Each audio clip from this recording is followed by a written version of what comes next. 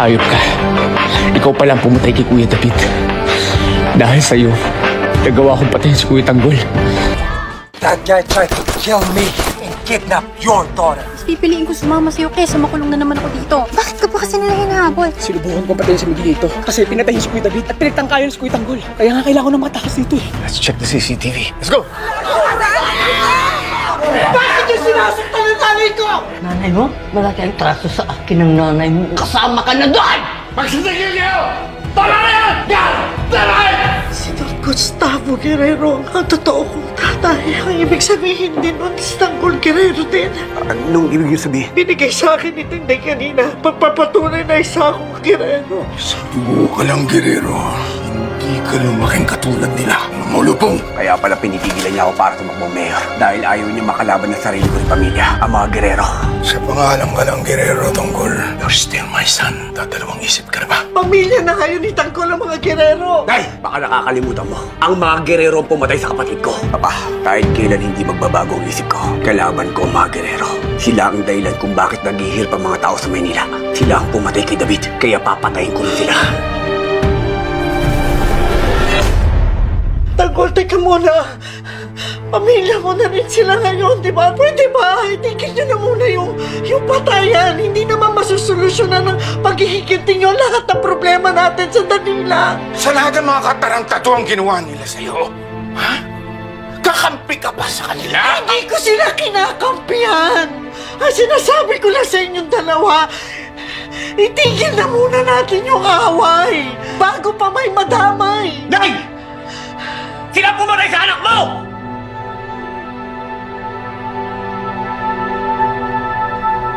Hindi!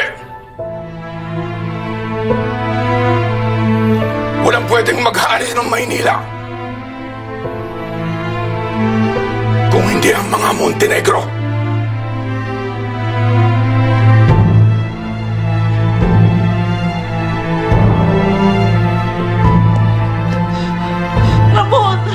Ramon, teka! Tanggol, anak.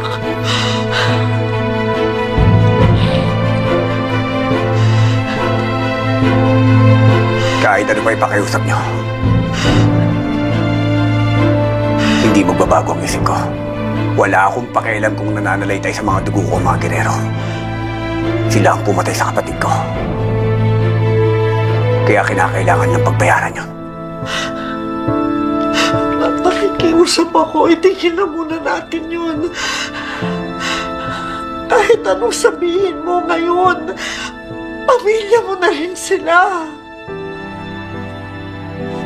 Hindi ko na alam kung sino ang kakampi ko. Kahit si Santino pinagtangkaan ng buhay ko. Siya ang nagpasabog kanina sa meeting de Avance.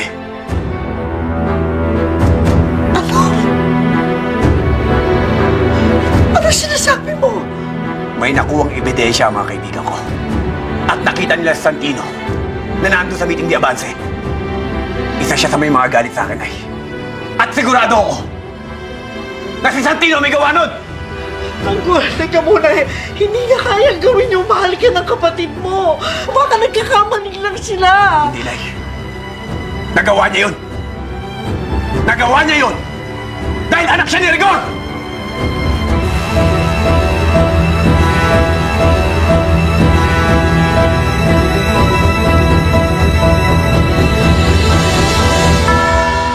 Ano nangyari? Ha? Ano yung puto ka na yun? Pinasok tayo. Ako yung naging target. Eh, ba't ganyan itsura mo? Kumusta ka? Saktan ka ba? I'm fine, Ma. Nangyari? Ang malaki nating problema, tinangay si Erica. Ano? Roberto, bawiin mo si Erica. Alamin mo kung sino may kagagawa nito. Pagbayarin mo sila. Santino, saan ba tayo pupunta? Where are you taking me? Kung saan? Di ba ikaw sumama sa akin? What? Eh, ikaw kaya itong humila sa akin. Oh my God, please, Santino. Gulong-gulo na ako. We need to hide na. Oh my God, police! Bakit police? Ano ba? Ay, ano ba? Itago mo yan, di mo kaya. Sige. Tara, dito tayo! Hoy, tigil! Hoy, tigil! Please! Please, mo! Please!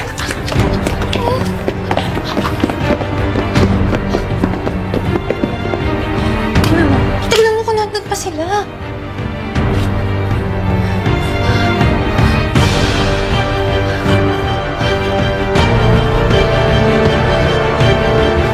Ano?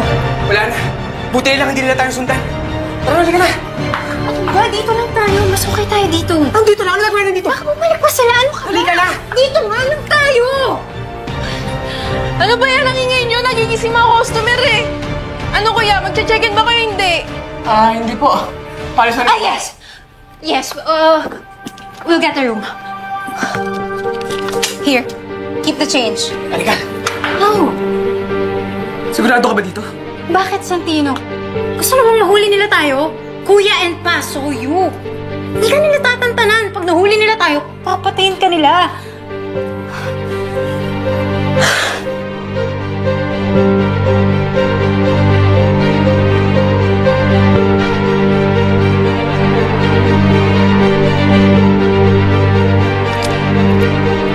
That's it. Sino ba yan? Paano yan nakapasok dito? Ang dami-dami nating guards.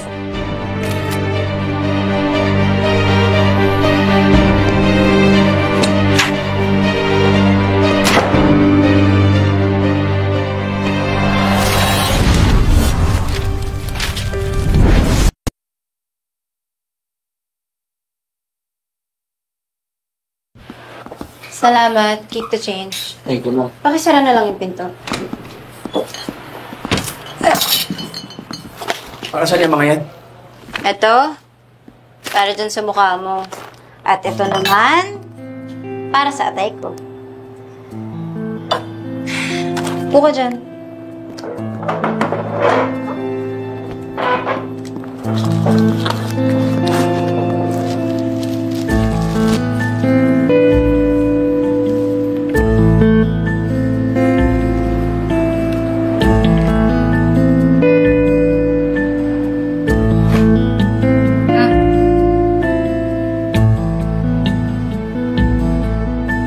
Ay, Arte naman na ito. sakit eh. Sorry. O, ayan. Okay na. Dahan-dahan. Ganyan.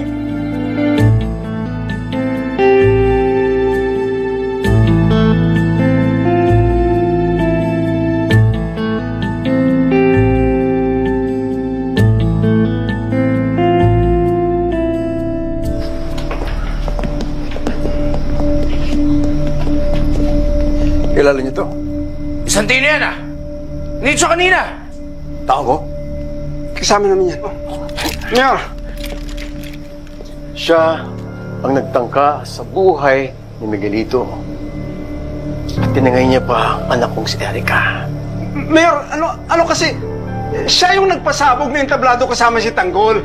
Di ba gusto mo siya makilala? Ganito kasi yun eh. Kapatid ni Santino si Tanggol. At doon sa meeting de avance ni Tanggol, narinig niya nagsalita si Fatima Benito. Sinasabing yung anak ninyo ang pumatay sa Kuya David niya. Kaya siguro pinagtangkaan niya ang buhay ni Miguelito.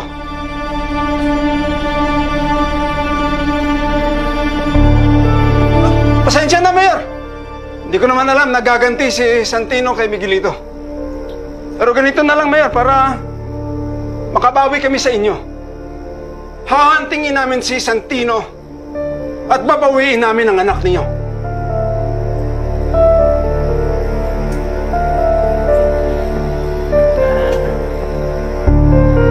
Ikaw na ang bahala kay Santino.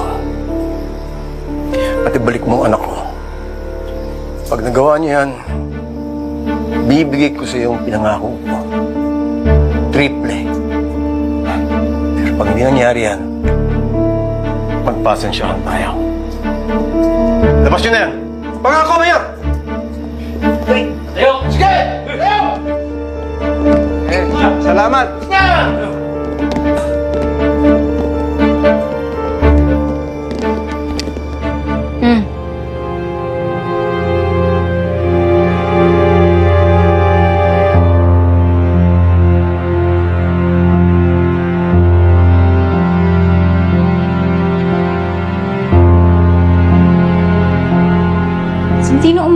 nga sa akin. Bakit ba pinagtakaan mo yung buhay ng kapatid ko? Ang kapatid mo, ang pumatay sa Kuya David ko. Erika, si Miguelito ang pumatay sa kapatid ko. Ginamit nila akong lusyo at ng tatay mo ang galit ko. Akala ko kasi si Kuya Tanggol ang pumatay sa kapatid ko eh. May Kuya David. Pero hindi. Nagkakamali ako. Tanga-tanga ko. Masyado ako nagpadala sa galit ko at sa sulsul ni Uncle Lucio. Hanggang sa masama akong kapatid.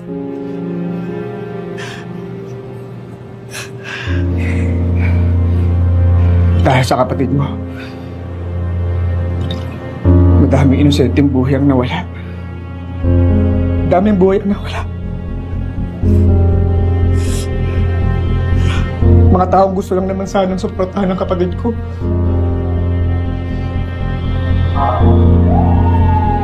Pero anong ginawa ko?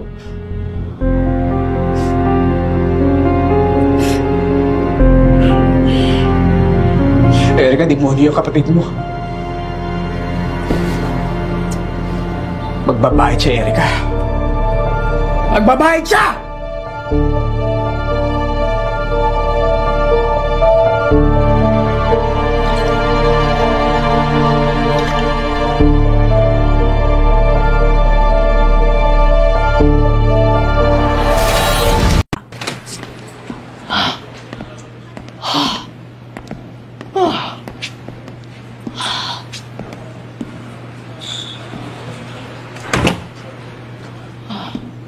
Ay, pasensya ka na doon sa mag-inang yun, ha? Talagang walang urbanidad. Julio, paano mo nakilala si Matilde at ang anak niya? Si Matilde, ngayon ko lang yan nakita. Pero yung anak, si Marites, siya ang ina ni Tanggol.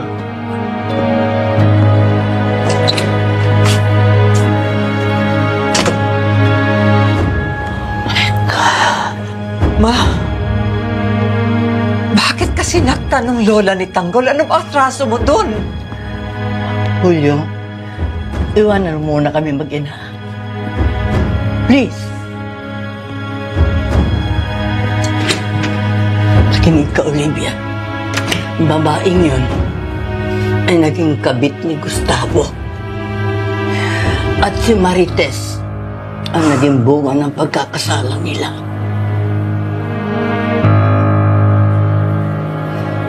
Ang ibig sabihin, si Tanggol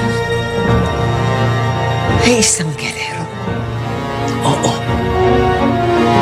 At nasa kanila ang kayamanang matagal ko nang pinaghirapan.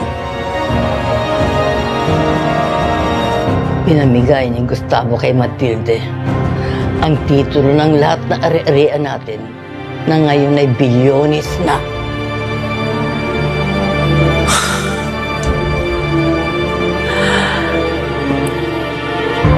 Gerero pala si Tanggol.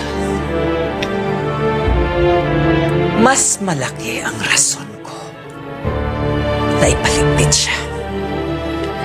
Kasama na ang nanay niya at ang lola niya. Olivia, huwag kang padigla-digla. Baka pumalpak ang plano mo. At baka si Tanggol ang umupo sa pwesto.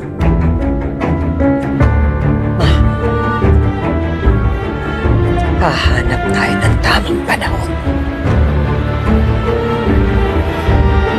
Kahit na dugong gerero pa yung si Marites at si Tanggol, ako pa rin ang tunay na nagmamay-ari sa kayamanan na ibinigay lang sa kanila. Dahil ikaw, Ma, ikaw ang tunay na naghirap para doon.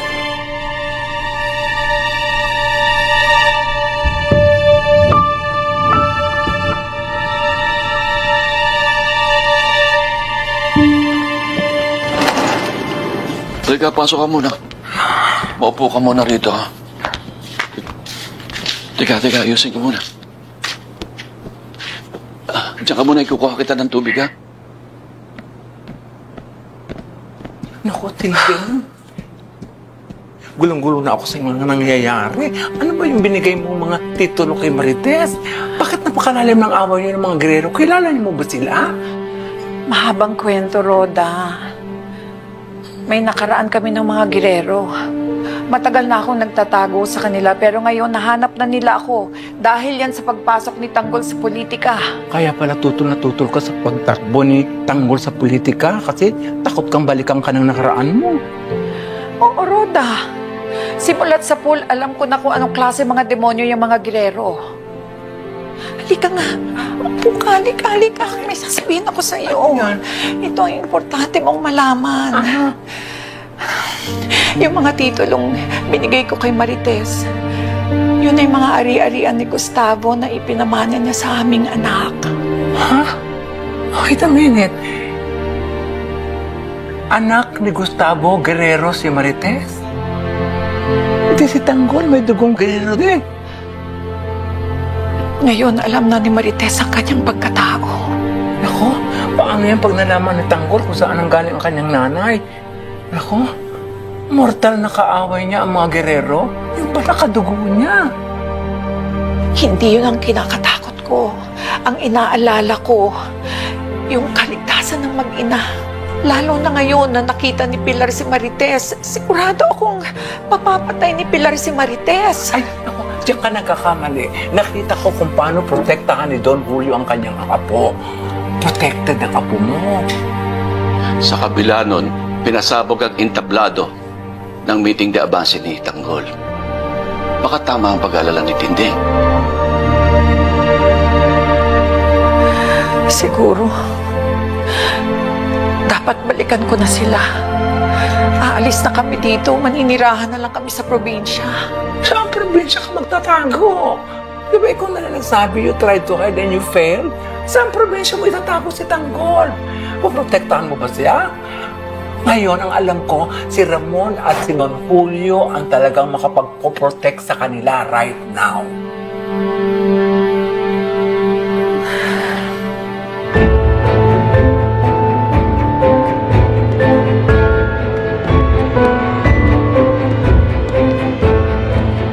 Babae na kaaway ko kanina. Sundan niyo at alaway kung saan nakatira. Opo, Doña Pilar.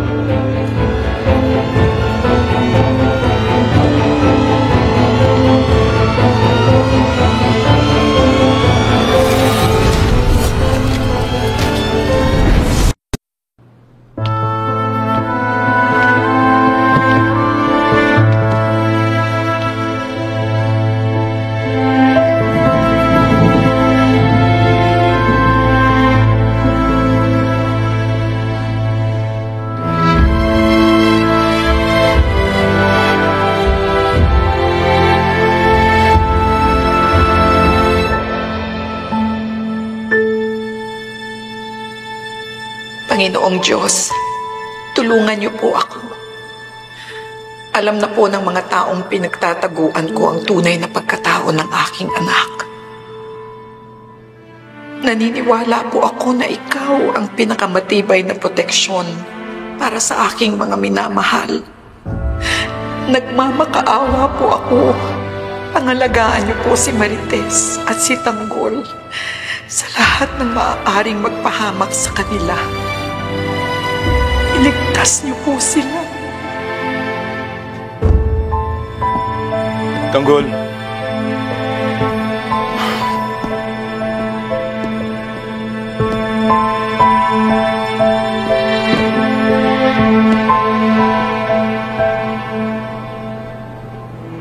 Anak, ano man ang nalaman mo tungkol sa pagkatao mo, isipin yun. Paniwalain mo lahat yan. Dahil wala sa dugo mo ang mga gerero. Tandaan mo, ikaw ang tanging tagapagmana ng mga Montenegro.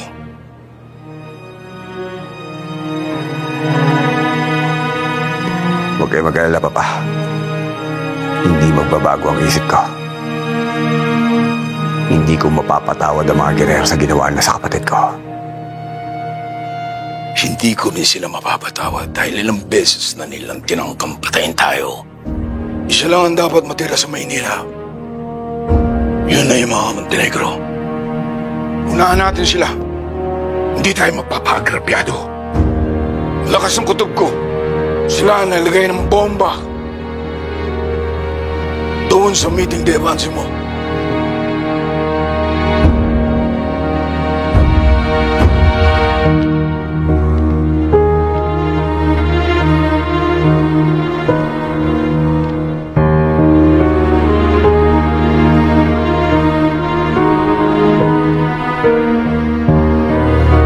Buong buhay ko, akala ko patay na ang aking ama.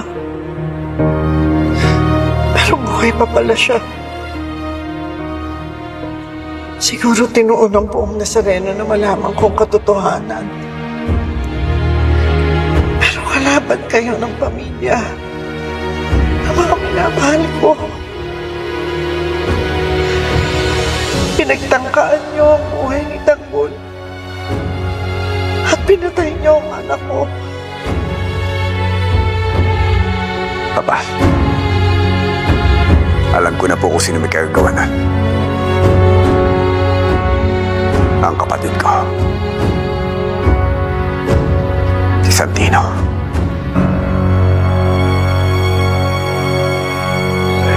Talagang lahat ng record na yan. Walang mga puso.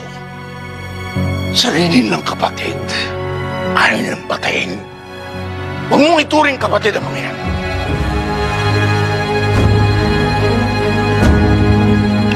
Tapos si Santino ang pagbibintangan nila na nagpasabog sa meeting de Avance. Hindi ko na alam kung anong dapat kong gawin. Diyos ko, tulungan niyo ako. Paano ko maayusin ang pamilya ko?